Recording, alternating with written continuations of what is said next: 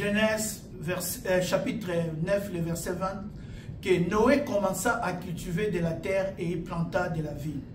Et comme je vous avais dit, bien-aimés, toute l'histoire de Noé et de sa barque, en fait, le Seigneur veut nous révéler l'œuvre de la croix. C'est prophétique parlant de l'œuvre de la croix. Alors, remarquez quelque chose. La Bible, donc, quand la terre, le déluge se termina, et il y eut une nouvelle terre, Noé planta de la vigne.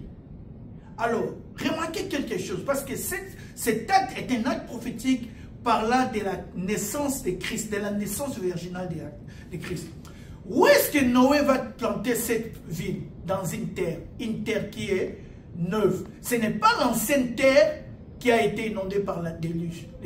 C'est une nouvelle terre. Or, quand on parle de nouvelle terre, cela suppose que c'est une terre sur laquelle on n'a rien fait. C'est une terre sur laquelle on n'a pas encore planté. Elle est nouvelle. Ce qui est nouvelle, ce qui est nouveau, voulais-je dire, fait allusion à la virginité.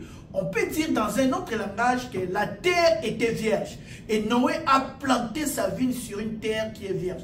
Or, la Bible dit dans Isaïe 62, verset 4, que la terre est une épouse. Donc, cette terre nouvelle sur laquelle on planta la Vierge est l'image de la Vierge Marie.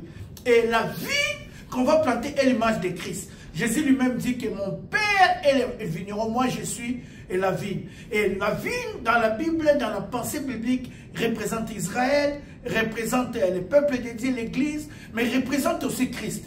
Donc, vous voyez prophétiquement, quand Noé planta la vigne sur une nouvelle terre, cela parle de la naissance de Christ.